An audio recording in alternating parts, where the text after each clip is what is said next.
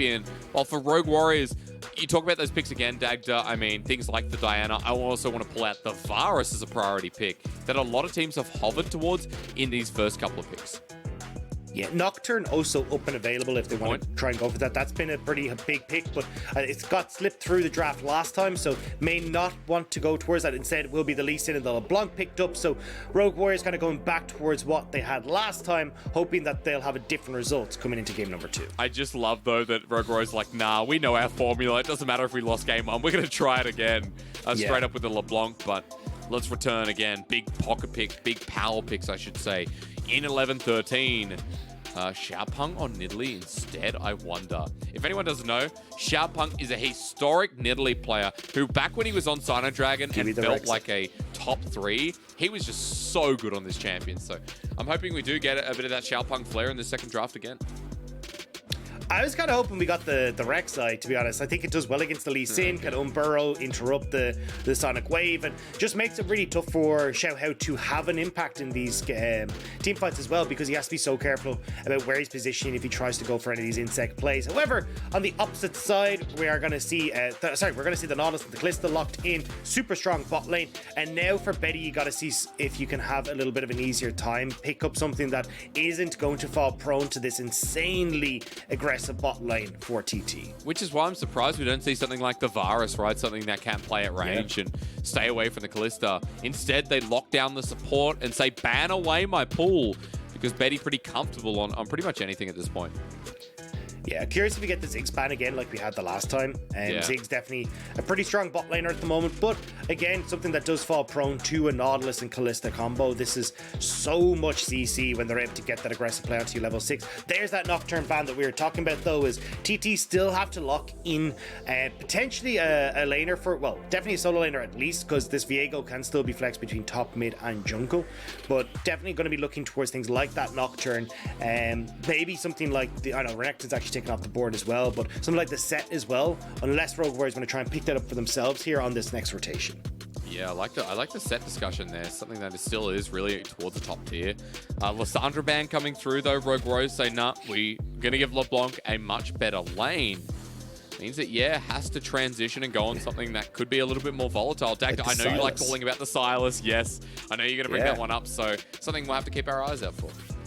And has played it once this split, haven't seen a huge amount from him, but certainly something that could work well. And when you look towards things like the Insect, the Solar Flare, hell, even the LeBlanc abilities as well, could be something that opens up a lot of those plays for the Silas, especially if you get a Ziggs in that bottom lane that we were just talking about. Ziggs does get to scale nicely into the later portion of the game, an incredibly strong pick, but still needs to be very careful of this level 6, because if you get locked down here as Betty, there's no escaping from TT after that level 6 mark. And what I love is stealing Mega Inferno Bomb and getting an Abscond Abduct, using it immediately so you know it's going to hit. It is a really nice stealable ult, so let's look at that Silas discussion now, while they also need a potential jungle / other solo laner, considering that Viego can flex. Yeah, I think honestly, when you look towards Rogue Warriors composition, I'd love to see, we already kind of touched on the, I was going to say the Rek'Sai, but this is it. Yeah, I mean, we've had the Nemesis shout out yesterday coming through from Xiaohao, talking about how he started playing this malzahar as a counter to the LeBlanc, where you would lock her up, make sure that she's not able to move, and it's kind of hard to get your first full burst combo off because of the passive shield from the malzahar as well. So nice pickup here for and basically playing a long range version of Lissandra. Essentially feels like two new champions. We get Mundo, we get Malzahar, and we're just in a very different world completely. Dagda, pause on the compositions. I want to look at this last lock-in, because for Rogue Warriors, you are still aiming for that solo laner. Aatrox is not something we normally see. We look at something that can deal with the Mundo and add anti-healing, but Aatrox it is for ZWuJi, and very different drafts from game 1. Yeah, I kind of get the Aatrox here though, because certainly the problems that you have with Mundo in a lot of situations trying to lane against them is he's able to cleaver you if he wants to stand away from the lane. If you actually end up in the middle of your creeps, he's going to just E them, shove that back as well, and makes it really, really difficult to try and have an aggressive lane against them. At least for the Aatrox, you can have that healing where you can try and survive if he's throwing these bone saws at you. And as well, that long range Q means you can actually answer for a bit of the range that Mundo can play it as well. So at least for ZDZ, try to see if you can have that aggressive lane, but it will eventually get to the point when you get like Bramble Vest and these kind of things, you just don't have the damage to push Mundo out of lane anymore. Yeah, it feels like that frontline tank is going to be so annoying to deal with, especially when the rest of the team's going to be locked down by the team composition that TT are running. Dagda in game number 2, we have the Kalista again, we have the Nautilus, but the Malzahar as a response to the LeBlanc, it's like, yeah, wants to have his number every step of the way. Yeah, I think that's the big one here. It's just like, hey, look, we've got this lockdown again, playing this more facilitative utility style mid laner here. And as well, like, silences really hurt against Rogue Warrior's composition. Like when you're playing the Ziggs, when you're playing things like this LeBlanc, if you end up, I mean, hell, even the Lee Sin, like the silences can really cause a ruckus in your back line. I think the big thing as well is like, if you end up going to Anathema's Chains here for the Mundo, you pop that onto the Ziggs, I just don't see anyone who kills this Mundo late game. Like, you're just ripping away so much of that damage, and it means that from Langx, who can go towards like these early Bramble Vest, then teeter over into things like the Spirit Visage, it feels like it's so hard for anyone to kill Langx. With no AD carry, it always is, right? To shred through the Mundo armor, the HP. Burst is not going to do it, especially with maximum dosage, so something we'll keep our eyes out for. How do you get through Mundo? Well, you try and win early game. As TT bring us back to the Rift. Look at this, Xiaohao going on in. Forge off to the wing as well, but maybe just wants the distortion instead. It's a chain Sonic Wave going to be taken. We got our level 1, and this time it's RW who take it first. Nice job from Rogue Warriors there, making sure that they actually get that answer back for game number 1. Not a good time to show Kill TT going towards fans. Xiaohao as well. This is feeling very much like a rinse and repeat from the last game, where you end up with this early jungle advantage. The longsword already picked up for Xiaohao, and now we got to see if you can try and use that to keep the ball rolling for Rogue Warriors. I want to see him moving down here towards that bottom side of the map, facilitating Betty and getting towards that late portion of the game, and also helping Forge get a lane. It felt like in the last game, this LeBlanc very much stuck in the middle of that lane because you're up against Lissandra. Hopefully here against Yip, we can get a little bit more attention from Xiaohao towards that mid lane and actually enable Forge to help out on the map as well. Because I know you and I were talking a lot about jungle proximity in this game, and in game number 1 we did see Xiaopeng playing a lot with Pudding, with the Pudding roams coming through and how he influenced mid.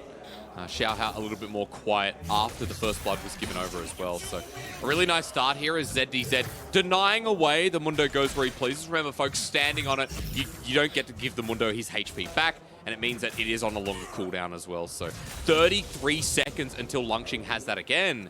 And ZDZ's already level 2, which means a better lane start in the top side. Yeah.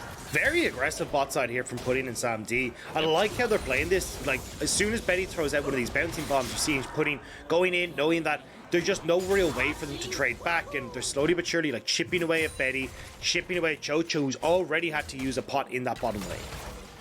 And as trading continues, look at mid as well. I mean, a bit of back and forth trading. In fact, no, never mind. It's just the malzahar who Forge now proves my point. Silence comes through, but it is a better trade from Forge here as the wave's pushing against him. And Dagda, just quick note on jungle pathing as well, because Xiaohao's coming bot. I want to point out that Pudding not in trouble anymore. Now he's just dead. They catch out the Nautilus, who's under-leveled, and TT lose another. And this time around, Xiaohao is successful in getting that bot side of the map set up. You were just saying, hey, look, jungle proximity is usually for Xiaopeng towards the mid lane. Well, it's bot side for Xiaohao. He's got one of the highest, he actually has the highest AD carry jungle proximity in the league. And you're seeing it here. He loves playing towards baiting the bottom lane. And getting this Ziggs the early kills is going to make sure he can get towards that 2-3 item mark where Betty can be so damn hard to deal with. And I read somewhere that apparently it's his birthday today as well. I think it's his 19th birthday. So if that's true, happy birthday. If not, I don't care. Happy birthday. Have it anyway. So 1 kill to start the game off with the early birthday. Oh, yeah, you enjoy it. I don't care. You can have 2. Because Xiaohao has had a better start to the game after the first blood. Now with the assistant bottom, Betty's in a better position. But Xiaopeng wants to make a response up in the top side. The flash immediately burnt. Doesn't get the knock up on Xiaopeng. The damage way too much. The dunk beautiful. Xiaopeng flashes back in. Langx survives. And the turret dive almost goes awry, but it's a kill nevertheless. Over to Mundo. Yeah, so much healing coming through from ZDZ, nearly able to turn that one around, but in the end, TT, they do get the kill. A lot invested for that, though. So we'll have to see now if maybe we can get a return play coming through from Xiaohao, or whether this is something that TT will look to continue to push forward, get more kills for Xiaopeng, and get this Viego ahead. Because if you get Viego ahead, you know what the late game entails. We've already talked about it here. What the Mundo will do, what Viego will do as well. SamD's great trading in the bottom lane while we watch this go on. But Dagda, I want to bring us back into our main quest, right? What we want to see for team compositions, because I feel like we had a quick chat about it. Pudding, don't do it. I want you to walk me through how Rogue Warriors run their composition around these early objectives, especially with Dragon about to spawn. A lot of what Rogue Warriors are going to try and do is like bypass the front line and murder SamD. Like all you're looking at is just Forge, pop it over with the distortion. You've got that Mega Inferno Bomb as well, and you end up just trying to kill very quickly off the backline. And if you're able to do so, it makes these fights a hell of a lot easier. The big question mark for me is like, how do they manage with Xiaopeng? Because Betty will actually be in quite a bit of pressure coming through for Xiaopeng, so definitely needs to be on point with getting the minefield down correctly, having that satchel charge to try and buy a bit of space. Looking at the opposite side here for TT though, kind of operating in a pick style, I will say, with the malzahar and also having the Nautilus there to try and follow up with the depth charts and these kind of things, and then start to get these resets going for Xiaopeng throughout this fight. I also like that there are like team fighting tools there. You'd say for both, but I think with malzahar getting resets right, you get kills coming through with the Malefic Visions. It changes targets. Of course, your Void Swarm as well follows suit there. Plus the Silence and the Nethergrass will obviously be such a deterring factor. But you have Kalista, you have Nautilus, you have a Mundo who's just going to be a fridge. At the moment, not even a fridge magnet. He's already got the Bramble Vest, so turning into a fridge quite quickly. Be excited to watch it, because the early objectives are now up and available. Dragon sitting here. Rogue Warriors will have priority. And at the moment, it's Xiaopeng who wants to contest at a level 5 Viego, but versus level 5 Lee Sin, still a very hard task. Yeah, they kind of need to take a second though, because Forge did walk back to lane a little bit later than Ye, so Ye does have that push in mid. So, but looks like TT not fully convinced they want to contest, although moving forward.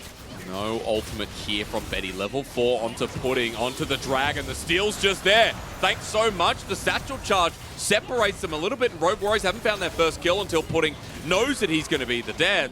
They're following up onto Xiaopeng. Xiaohao's our Sonic Wave, and it's a resonating strike as Forge wants the dive. The Dragon taken, but more and more being given over as Rogue Warriors send in the LeBlanc. SamD kites away, though. The ultimate world ender from ZDZ as Forge almost bluffs it. He'll save the day, and Rogue Warriors will have the gold lead in this game. And TT never stood a chance. Langx doesn't have his TP to get down, so at best it was going to be a 4 versus 5 with ZDZ coming in. But they just get so separated, as you said, by the satchel charge at the start. Pudding not tanky at all right now, and even though Xiaopeng does steal away the Dragon, you can see here Xiaohao manages to get directly on towards the back line. You got Betty who's doing so much work, and SamD is forced out of the fight outside Xiaopeng, who just leaves Pudding on his own to die, and then the cavalry arrives for Rogue Warriors to finish off everyone on TT.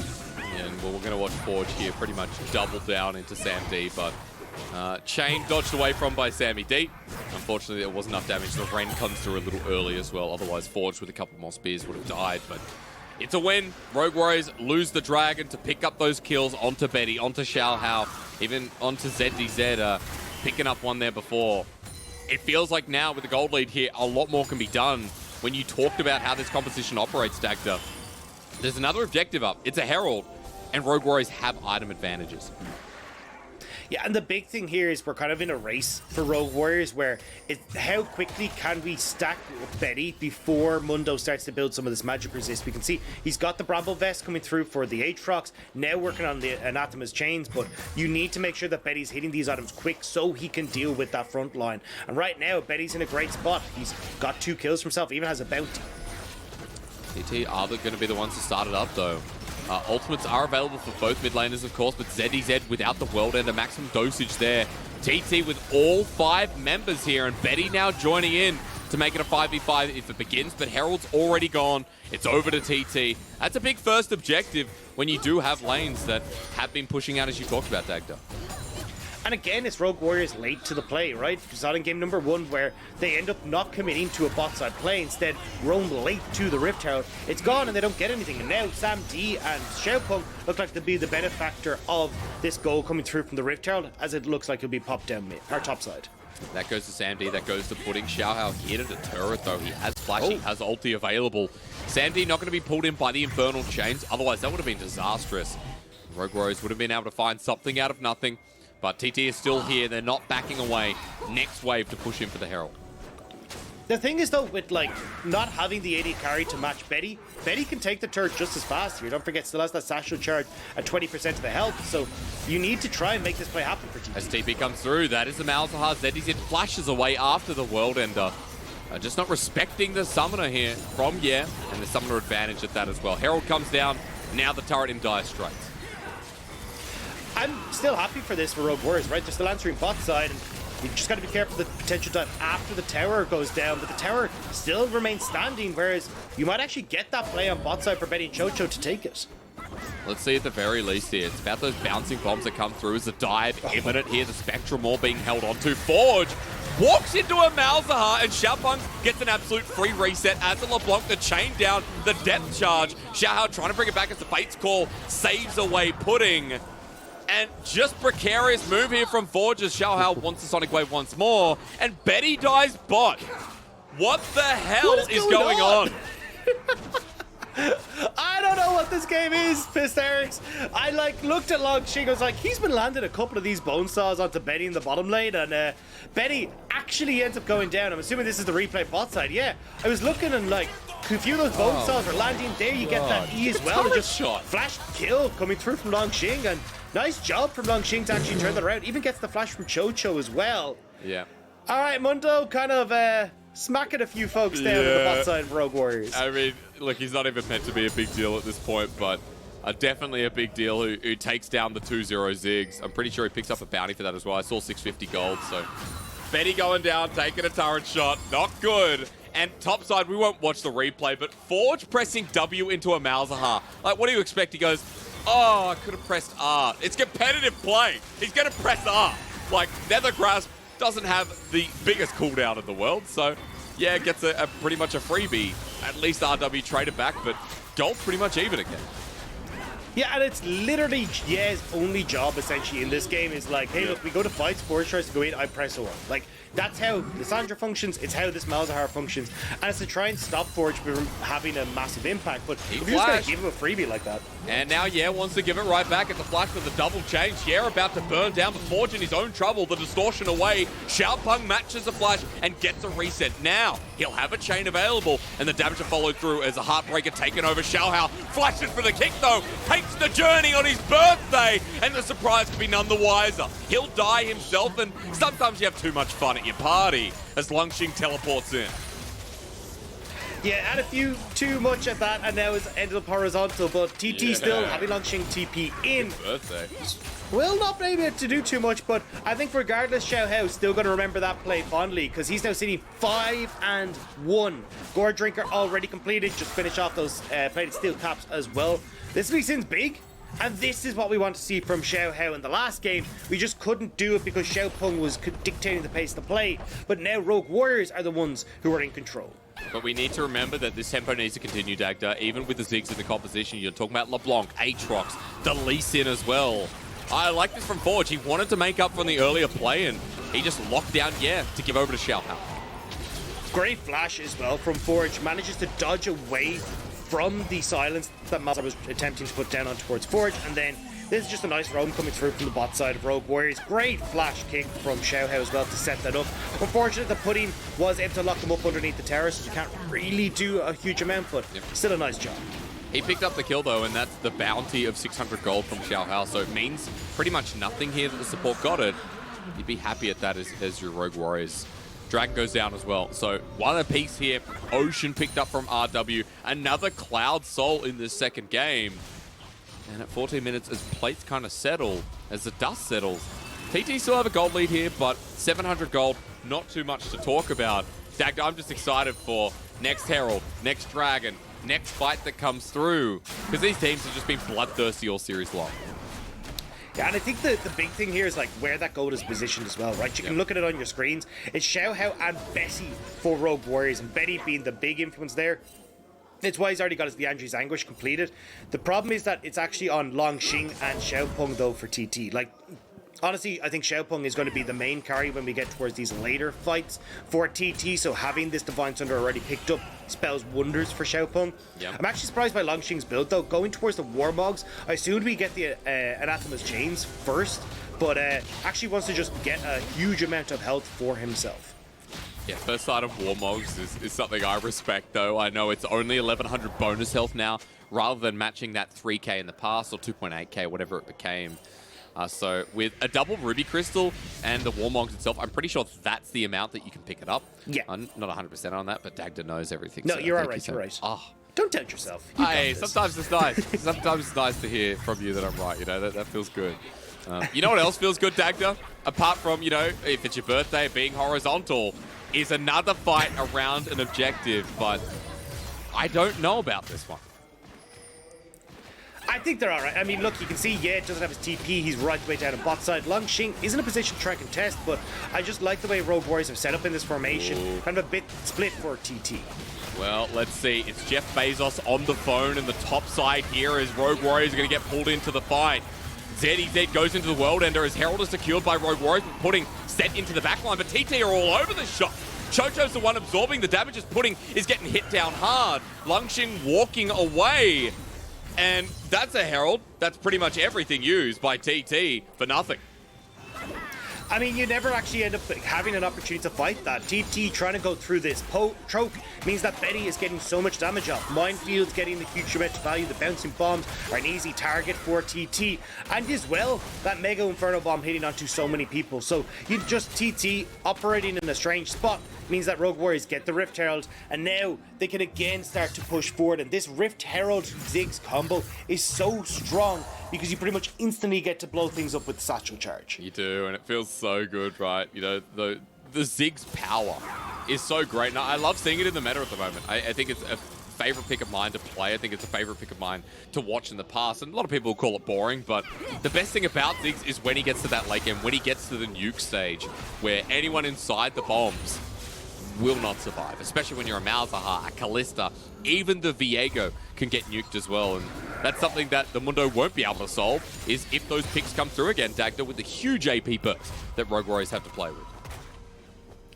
Yeah, and now we gotta try wait and see, like, how do TT bring this back? Now, they do have a slight gold lead for themselves, but certainly Betty becoming an absolute menace in this game and getting very close to the point where Ziggs just takes control of the map. And it feels like a lot of this has to come down towards Xiaopeng being able to get a couple of these heartbreakers off. We talked about the potential for picks to be made by TT, at least with when Rogue Warriors are trying to play this 1-3-1 style, you can look for them, but look at where Chocho and Xiaohao are. Consistently making sure that they're keeping track of these side laners, getting vision control for them, and denying a lot of those opportunities for TT.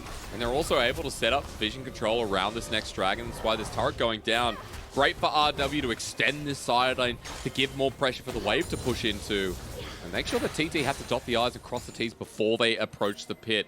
It's only a Cloud Soul, but cooldown reduction on these ultimates as well. Ability haste for you Zoomers out there. Because you have things like Aatrox, LeBlanc, I think importantly as well, Mega Inferno Bomb there, Dagda. A lot you can work into the reasoning behind why these dragons are important. Yeah, and again, it's going to make it a little bit tougher for TT to hold on to it, because you're seeing the strategy here from Rogue Warriors, right? Shove in sides, collapse on mid with Forge, and see if you can use this Rift Herald to great effect. Now, with 20 seconds left, it feels like you should get this Rift Herald mid and just force that priority and put TT in a hard spot. But Rogue Warriors are already backing off, and the vision from TT has extended past what I thought was possible at this stage. Everyone towards the mid-side, Xiaohao hanging in the other brush. ZDZ has grouped up as well, and Chocho is eager to start a fight here as Langx has already taken a bit of poke, but remember that this guy, he has himself a Fami Cinder as well. He's pretty healthy at this point in the game. And Herald, as it gets placed down, will get a charge. I'm not even sure. It did charge. I don't think it, yeah. Weird Rend, it was right at the point as it hit the turret. Either way, though, it's kind of Rogue Warrior's like button here to try and make the play happen now. Quick satchel charge will take that down, but it does mean TT have full control of this dragon. I don't even think Rogue Warriors are going to try and commit. It's second dragon, and with TT having the superior positioning, they're just going to back it off. So, second dragon over to TT, and at this point, I mean, the game is slower than any part of this series has been. We're just farming up. Dagda, what do I need to look out for next? Because I want something to look forward to. I mean, the big play for Rogue Warriors is actually looking at Betty right now. He's getting this last top lane turret, so now you end up in a position where you can have ZWuJi on the side, Forge as well, and again, just try and make these plays where you're walking through the jungle of TT and trying to see if you can force a couple of these numbers advantages. TT, however, just grouping up themselves and trying to force objectives too. Yeah, 4-man unit mid using those numbers advantage. Yeah, on the side wave. This is going to be a better match from TT, and this is going to push gold back to dead even here. Something that we're seeing in our lane. I mean, a lot of people want us to talk about Malzahar, I'm sure, but it has been a quiet game for him. He's been picked apart a couple of times. To be fair, Forge has too, and both of them have just been stun bots at this point. So hoping when we get more items here, when we see these fights extend, we get to see the best of Forge and Yeah, because game one was all about these two mid laners and what they could do on their carries. Yeah, I mean, there's not a huge amount to say about Malzahar, right? I mean, it is, like you rightly point out, a stun bot. Like, his job here is just to try and pick off Forge when he goes in for fights. If Xiaohao gets a little bit too close, try and provide that peel for Sam D, or the opportunity to find these picks if you're getting a more aggressive version of TT. But, excuse me, sorry, frog myself. Okay. There we go. But I think for the pick, I actually think we're going to start seeing a little bit more. It's about just having answers for this LeBlanc, right? Lissandra does really well, the Malzahar does great, and if you don't feel comfortable going for something like the Silas, where you want to play this more aggressive, carry-orientated style, well then having this facilitator like, yeah, for Xiaopeng to be the carrier, Sam D to step up, works well. Have you had a cup of tea, Dagda? It feels like your throat giving you a bit of bothersome times. Hang on, pause on that thought. I hope you do have a cup of tea to finish that off. The Xiaohao's coming on, but maximum dosage has been picked up. Sonic Wave doesn't connect, and Mundo out. Let's come back to this. Tea, yes or no? No, I've only got the water. I had a coffee earlier on, but Mate, I've only got the water for myself up with tea. You got to have lemon tea. Always got to go down the gully. It is like 25 degrees in Ireland right now, which is absurd for Ireland. So True. I don't know if I could deal with tea. So the problem with Ireland is that, like, we never expect heat like this. So the houses are like really, really insulated. So any sort of heat and it just gets stuck in the house and you're dying the entire time. Have you tried opening a window? Like, is it? Wait, actually, Yeah, maybe. but then the doors are open downstairs. Hang on, I gotta hold on for a sec. Cause yeah, the doors are open downstairs, which then causes the curtain to flutter, which would be very distracting for anyone who's trying to watch the broadcast. So I am just in a sweat box right now with the lights, the PC, the heat outside. Like, it's not exactly the most pleasant. You ever thought that window opening might cause the audience's heart to flutter, Dagda? It might not just be the window. Ooh. You know, it might be a romantic setting for them. We're all Then about getting romance. hot under the collar as well, eh? Oh, yeah, okay, all right. Well, this broadcast is getting very, very into dangerous territory. Just a heads up, if this does go to a Game 3, folks, there will be a delay because V5 and IG is in Shenzhen. I want to pull out one thing that Dagda and I have set up. We've got a very touching segment for IG, but if there is a delay, unfortunately, we won't get to have it. Let me put it this way. I looked for the song from Titanic played by the recorder. Apparently, that's copyright, and I can't do that, but that's kind of the vibe we're going for the next series. So Maybe you can just give your own rendition. Like, Yeah. don't actually just play it. Just, you know, I want to hear you squawk out, I will go on. Ah, yes. My heart will go on is what a banger that is. So hoping to get something along the lines of that if we go to 2-0 here. If TT are able to clean this out against RW. We're waiting for Dragon, guys. It hasn't been a kill for about 5-6 minutes. Don't fall asleep. But yeah, I mean, people die in the end of Titanic. I don't know if people have seen it, but, you know, very sad movie. Jesus. It's a bit of a spoiler, It's but... such a harsh segue. No, well, I'm just like, kind of letting you in on the death movie. and destruction. Well, it's a pretty... I mean, Leonardo DiCaprio's in it. It's a very good movie, but... he's won an Oscar, hasn't he? I hope he has. Anyway. Now he's won one. It was like the running joke for a while. Yeah. It really was. It was like Definitely. Viper and his MVP this split. Yeah. The rookie. All right. Fight time, guys. Enough of this. 20 seconds. And Chocho's walking in. Pudding as well has been setting up for the dredge lines. TT feeling confident here, going to walk on in. Dredgeline connects onto ZDZ. Means Pudding's a bit too far forward, but Fate's Call brings him back. That means that ulti's not going to be available. 4 out of 5 of the ultimates are, though, for TT, as Dragon now lives. As over the wall, Forge into Langx. The Rogue Warriors, the Malefic Vision set up there, the net, the grasp. Rogue Warriors walk in, but they're happy to, but it's Reset City now for Xiaopeng, while ZDZ gets the backline. Both AD carries now under fire, but Betty's the one who's still alive, and Langx into the middle of it, not tanky enough at this point in the game. He's dunked down, he's reduced to nothing, and Rogue Warriors take a 4 for 3 tray, or 2. And that was exactly how Rogue Warriors wanted to try and play that fight. They get onto the backline, they bypass the Mundo, and it means that there's just no damage left, no matter how long Langx lives in these fights. And now Rogue Warriors get the Dragon, and we get a replay here. Sam D and Pudding already pretty low. Langx, I don't like his positioning here. It just gives direct access towards Rogue Warriors to play their game plan, right? Blowing up the back line. Sam D and already below half health. You get Forge that is able to come in, burst out both of them alongside ZDZ. And even though Langx looks great in this fight, right? He's nice and healthy, he's a nerdy, impossible to kill. It takes 3 members quite a while here on Rogue Warriors to finish him off. But it doesn't matter, they're just gone. Like, they're already bypassed the Mundo and are on towards the back line. And because you have more items than the Mundo, because you can have more damage as well. At this point for Langx, you still fear for someone like the Ziggs. He's got a Void Staff now. That's a 3-item Ziggs that is going to blast anyone from TT. And with Rogue Warriors able to pick up the Dragon, it means Mega Inferno Bomb off that slightly less of a cooldown too. And things looking good here for game number 2 for this team, who now have a 2k gold lead.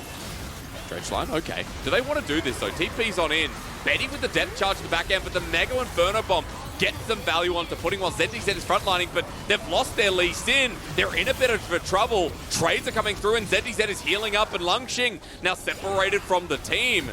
And somehow, some way, it's an even trade with TT backing off. Yeah, better fight for TT, though, yeah? He's going to be caught down, and there's a lot of follow-up here, but QiuQiu doesn't have the Solar Flare, doesn't want to commit the Flash.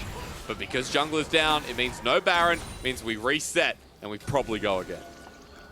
Yeah, a better fight for TT in that they were able to, kind of set up with Langx in the front leading the charge, and then you've got the rest in tow. It means that Rogue Warriors, especially with Forge coming in from the top side, couldn't get access to Sam Dean yet in the same manner as before. So they actually managed to pick off a fight before Rogue Warriors come en masse. And however, it still means that Rogue Warriors now, with the Dragon in the next 3 minutes, should be able to push towards that. They're still being able to threaten over towards this Baron area and kind of deny entry to TT to the river, which means they're always working through these chokes, which, as we said, work really well for the likes of Betty, where it can use minefields, bouncing bombs, inferno bombs to keep TT at bay. Which is why I like that they're just hanging in the brushes for now, and Rogue Warriors moving as a bit of a group here. QiuQiu going to clear some vision, but Xiaohao and Betty are close by.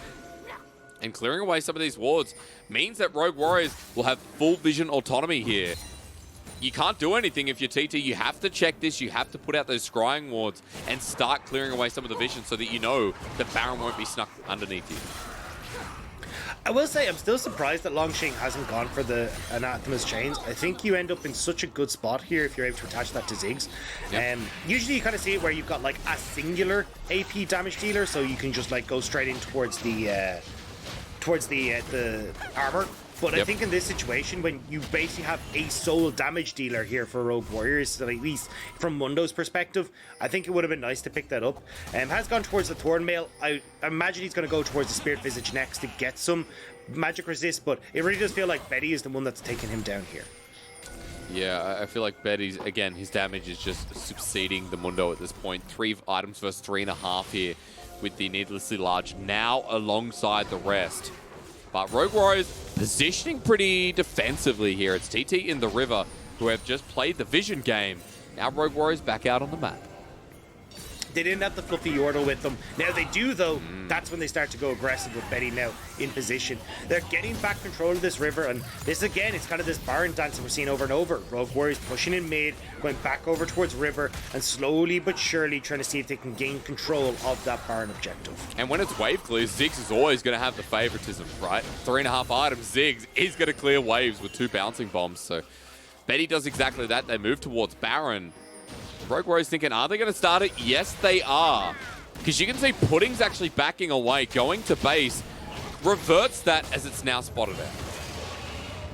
Yeah, I mean, you're still going to get the base coming through from Pudding. They saw, on the bot side, trying to see if they can bait in the TP, but still got to be careful here as TT. I mean, Rogue Warriors could just run back over towards that Xiaopeng, just checking in briefly on the top side of your screen, but realizing that with Rogue Warriors not trying to do the objective, they're going to look instead for those resets before the Dragon in 30 seconds. But you can see there, like, there's so much damage now on Rogue Warriors' side, with Betty picking up a needlessly large rod, working his way towards that Rabadon's death cap, as well as the Banshee's Veil completed for Forge, means that it's a lot more difficult now for Ye to just press that orb button the second Forge goes in. I wouldn't mind, as we see a bit of an engage here from Langx. He actually gets pulled back, but ZWuJi can't follow up. I wouldn't mind quickly just noting that Dragon's coming up, Dagda. This is a big Dragon that'll lead to Soul Point. And see that Rogue Warriors have position in River. What do you want to see, Dagda? What's your setup for this one? Well, right now it's really hard for TT. You can see these chokes are a pain when you've got a Ziggs because of those minefield. Now Sam D actually blasts himself into the pit, and it looks like again we're going to have a bit of a spread out fight. Rogue Warriors need to get access towards that back line, see if they can burst out Sam D and yeah. Good delay on the Dragon here. Resets, buying more time here for TT to start it up, continue putting on the massive flank, but Rogue Warriors going forward as the hero for TT picks it up, but Pudding is right on top of Betty. That long flank sets up for a potential win here as Xiaopeng starts heartbreaking. It's everyone in with the Fate's Call, and now for ZWuJi, he has to carry the fight. He's trying to get onto Sam D, but he's hopping away. Rogue Warriors still healthy, relying on Forge and Xiaohao now, but it's Ren City. Sammy D blasted down by Forge. What a messy fight here as Langx has to flash over the wall and Forge will go hit a lane somewhere. They managed to get Betty, but Xiaohao gets the triple kill for Rogue Warriors, keeps that fight dead even, and it's both members of Rogue Warriors and TT limping away from that fight. Big news for TT though, with the Dragon going their way. They denied the opportunity for Rogue Warriors to get to that Soul Point, set themselves up for a potential steal again of that Cloud Soul. And I'm going to have to look at the replay here because Pudding with the hero flank to set that one up. It was such a long flank too. I got scared when Rogue Warriors started engaging on Langx and the rest of TT. Yeah, but that's the thing here, right? This time Langx plays it well on the front line, absorbing a heap of that pressure. And when Pudding's able to get access towards Betty in that back line, Xiaopeng finishes him off. I actually don't think Xiaopeng really wanted to change into the Ziggs there though, because it meant that he took a heap of damage while in the Yordle form. And it meant that he wasn't as big of an impact in these fights, but still Sam D this whole time playing on that knife's edge, getting this damage down, even flashing forward to finish Xiaohao there, but does get returned in kind thanks to Forge. That red stack, ZWuJi was at half HP, and he got absolutely blasted as we're right back into the furnace here, walking on in. Forge thinking LeBlanc can face check into anything. Xiaohao lucky doesn't get chained there, but that's the second time this game that Forge has just been up to no good. Yeah, now TT, they get that pick and for to Baron. There's no mid laner for 40 seconds. We just saw how well that last fight went for TT. Well, Forge giveth, Forge taketh away. At least within the last couple of days of Rogue Warriors series, as Mega Inferno Bomb's used, they're onto the engage. It's Jojo who's pulled forward the death charge onto Betty, but look, TT getting flanked. ZWuJi comes out of left wing with the TP, and now he's dunking kids. Sam D wants another big Ren, but Xiaopeng is already out of there. And ZWuJi survives to tell the tale. Baron may not be a possibility, but Rogue Warriors, they're bloodthirsty, they're hungry, they're going to start it anyway. Phenomenal flank coming through from ZWuJi. Manages to pick off 2 kills pretty much instantly. And now Rogue Warriors are the ones with position on the Baron. TT trying to shove in mid, trying to see if they can answer, but it's got to be a hero steal from Xiaopeng. Look how far away Forge is, though, in the HP bars of Rogue Warriors. It's concerning here as Yes starts poking down, dodges away from the Zenith Blade. Rogue Warriors have kept the Baron aggroed, but Xiaohao in with the Sonic Wave. It resets for the time being. Forge is here, but TT have done their job. Baron will not be taken on this day. On this day, we fought. Yeah, exactly. And look at Betty's mana, right? He's completely out. Wasn't going to be able to really have an impact in that fight. So Rogue Warriors correctly back away. Don't try to take that fight. However, I'm seeing the double needlessly large rod there for Betty. He is so close to that Rabadon's death cap. Yeah. We'll probably have it for this next dragon fight as well. And that's going to be such a game changer here. But we're going to get the replay. ZDZ, this was a brilliant flank in onto the back line. Okay, Dagda, are you still there? I heard ZDZ and you've disappeared. I don't know if you're still there. I don't know if you've turned to Dagatron again. We will work on that one. Well, that's Dagda's analysis for the fight, I guess. Maybe it's my network. Okay, Dagda, maybe it's my internet has actually just fallen off a cliff. I apologize. Came off for me. Oh, We're back. I'm back as well. I don't know. Yeah. Welcome I wasn't back. sure. I don't know. Mine fell off a cliff as well, so it might be something on the software that we're using. But either way, we're back over towards this. 45 seconds until that dragon Rabadon's death cap now completed by Betty. Keep your eyes on that Mega Inferno bomb. I liked your analysis in the last replay, Dagda. You just said ZDZ, and that was all I heard. So that's perfect. Yeah. That was literally the fight. As ZDZ once again on top of Langx. He's separated from the team. Mundo goes where he's pleased for the time being, but maximum dosage has been used. And it's not going to heal up that much HP. He's putting dredge lines into the wall. Forge baits him in with a distortion over. But the Malefic Vision set up with a Nether Grasp. A good setup from, over the wall. Xiaopeng doing the same thing. This is messy though. ZDZ's in World Ender. He's got Hysterics gauge. He's disengaged. And the range being played from so well. Xiaohao flashes over. Rather safeguards, excuse me. Still has that summoner in inventory as Dragon will be started once again. Yeah, Betty doing so much work here. He's actually just going to start trying to poke over the wall here. God. Force TT back. Smite's here. This should never be a steal. You see it there. Xiao gets his doing Forge. He's doing it. Forge once in. Langx will survive, though, by the skin of his teeth. But Rogue Warriors, they've done it. They've moved to Soul Point. And this game with 35 kills has just been absolute bonanza of League of Legends. As Rogue Warriors, they're now on the Baron. They're not slowing down. Now they're going to go straight towards this objective. 10 seconds until Xiaopeng's up. Langx has reset though. TT are here to fight. Okie dokie, let's do this again and see if we go to a game 3. Langx going to be dropping away the passive but putting in from the flank. Jojo keeping 3 people at bay. Viego's gold to survive the Mega Inferno Bomb. Everyone low from RW, but ZDZ once again. The Aatrox reigning true as Betty's been left on an island, but TT are getting absorbed by this Aatrox. Sandy about to be cleaved, but kiting back his speciality while Pudding survives to give a kill over. A reset here for Xiaopeng, the Heartbreaker, and the Showmaker here from TT's jungler. All you need is this TT jungler to pop off and you see success. And so much of that fight was because of Langx getting on towards Betty the backline, taking out that big damage source that we talked about for Rogue Warriors. Betty, honestly low on mana, and missing that Mega Inferno Bomb netted so much for TT, and now they turn over towards the Baron themselves, and with Samdi and Xiaopeng both healthy, it's now the Miracle Steal time for Xiaohao. All right, here we go again. We've got 40 kills. We could require some more Sonic Wave, but no, it's going to be taken with the Smite. So TT pick up Baron. They have an even gold lead at this point. Things are looking dire once again for RW. You know, Smite available for Xiaohao as that Sonic Wave landed, so decides against it, taking the follow-up. And now, TT, they're in the driver's seat. Like, look how even the gold is right now at the 37-minute mark. We've got 3 minutes until that next dragon spawns, but watch here. Betty, very low on mana, throws that Mega Inferno Bomb onto, but the stopwatch means that it doesn't actually connect, so a huge amount of that damage already off the board, and then Langx, top of your screen, flashes onto Betty, finishes off the Ziggs.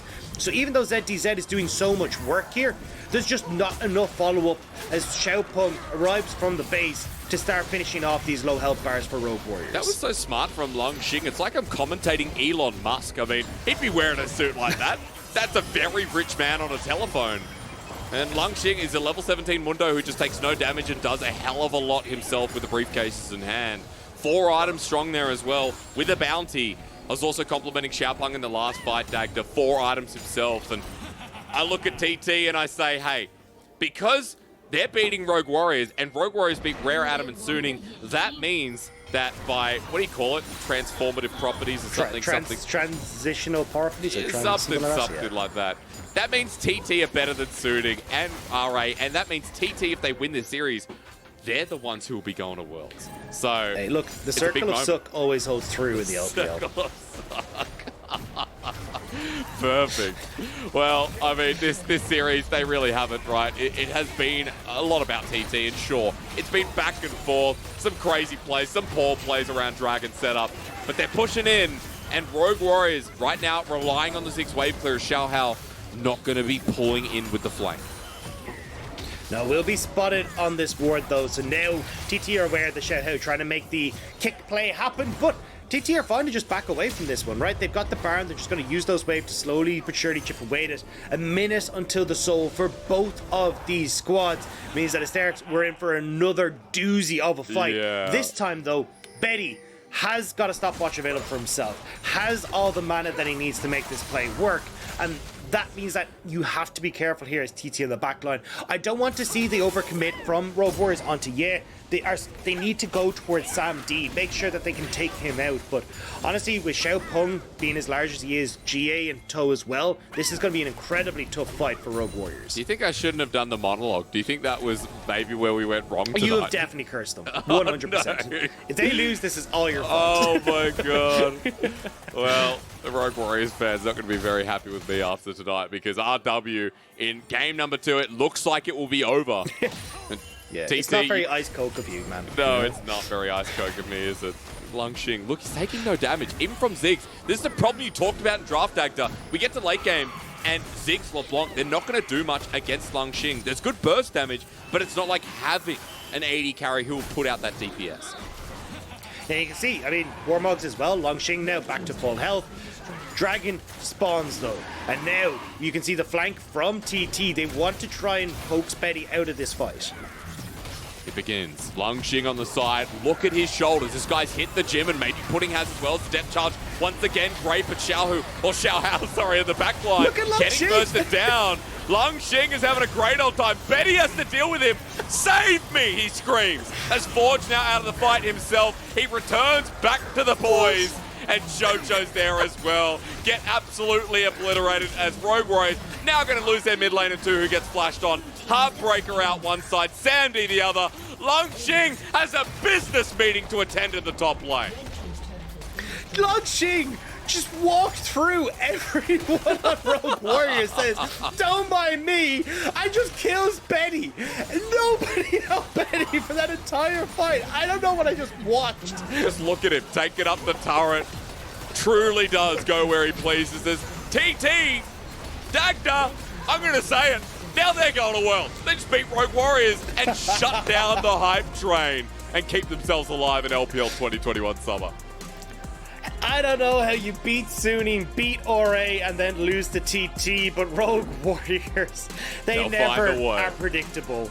Yep. And here we go, TT. I mean, a convincing win as well for these guys, right? A lot of back and forth in this game number 2, but a strong win nonetheless for TT. Dagda, I enjoyed that series a lot. I enjoyed watching TT walk over RW in the late game fights of both games, and seeing really good things out of Ye as well. I think this player has been pretty decent this game around. He was a little bit more quiet on the Malzahar, but, you know, seeing Langx in both games perform really well. Yeah. The Mundo, as you said, walking through everyone not caring is just a showcase. I don't know if production can, but I need that replay. Yeah. I need to rewatch that. Like, what? Langx, like, just straight through everyone. It's like he didn't even exist. They just walked straight through onto Betty. I was so confused. Like, it looked like everyone kind of went, oh, well, he's got Mundo goes where he pleases. So nobody CC'd him. It felt like everyone, it was like the bystander effect. Everyone's just going, well, someone's going to CC him eventually, and then I can CC him. But no one actually did. So Langx just kills Betty. Oh man, and people looked away because it was a massacre for Langx that he was just beating into Betty. That's happened twice. And you know, I love Elon Musk just showing us his new methodology, his new, what do you call it, his pizzazz, right? Great to see him on the Rift there in game number 2, because that was a fancy gameplay. And Langx, look at his damage. He almost did more than the Kalista and almost the most on his team. Yeah, and I mean, heartbreak for Betty, right? You can see he's churning out the damage, but just cannot get through Langx, left completely on his own. And we were just praising Rogue Warriors team fighting against Rare Adam at the start of the day. Well, this one was not it. God, I can't, like, yeah. Rogue Warriors just proving that the 1% is kind of untouchable.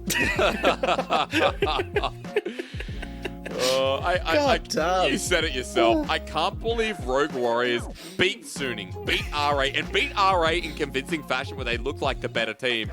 They run into TT, and we're back to where we started. 4-8 now for the team. That the Miracle run feels like it's died down quite a lot because now they can only hit 8. And yes, playoffs are doable with 8, but you need tiebreakers, you need games. Rogue Warriors are -8 right now. And if they had a good game score, if they had a lot of 2-1 losses, then you'd be saying that, okay, maybe you can fill it in. But for RW, I truly feel like that was the very quiet nail in the coffin with the schedule coming up that we talked about. I know it's only been one broadcast and I'm already moving off the hype train, but I'm definitely taking one foot off like you would on a skateboard, just waiting to slow down. Yeah, it feels like the hype train kind of got halfway out of the station and then just broke down. It didn't get particularly far, and losing to TT is a bit unfortunate. But put enough coal look, for TT, nice game. They do obviously keep themselves in that playoff spot, but it's not looking good at all. There's still a lot for this team to try and make it towards the playoff run. But we do have to look Langx as our man of the Rift, and I think everyone's going to agree the Mundo went very pleased. Yeah, look, Langx getting MVP feels exactly right. Xiaopeng with an honorable mention once again there in his Jungle Viego game. And I think TT coming together, even though you're exactly right, it's not going to be about, hang on, is this the fight, Dagda?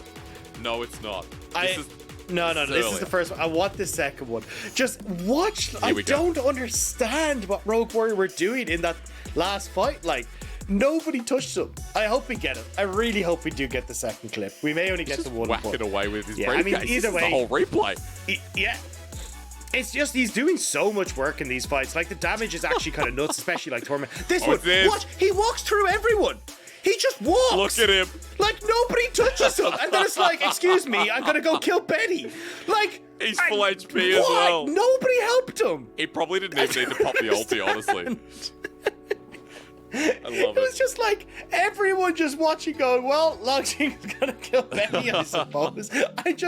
I'm so confused. I love the TP as well. He stands still, like, to look at the map, and the character model looks at his watch. Like, Mundo looks at his watch as well, like, TP's up, like, oh, what a good day's work. I'm proud to see the performance here from Langx. Again, 2 good games, really. Gwen game 1, Mundo in game 2. And Dagda, the best part about that series for me was the fact that we saw some of the best of TT, we saw some of the worst of Rogue Warriors again, but we got so much blood in a 2-game series that outweighed the minutes we actually got to experience. Yeah, I think it was a very, very fun series, and I think as well, like, we got to see Xiaopeng having a phenomenal performance on TT in game number 1, taking over the game on the Xinjiao, which is kind of what we highlighted, saying that this guy really can, when he gets up and rolling, take over games like that. And he kind of got to see it a little bit in game number 2 as well in this Viego, but definitely Langx on this Mundo, just absolutely destroying Rogue Warriors. I think, as you said, like, I know we are kind of joking about the hype train and all that kind of stuff, but certainly I think this was a very sad series for Rogue Warriors, because I think even for the players themselves, they would have loved to have a much stronger performance and kind of bounce off the high that they were on, but unfortunate spot for them to be in.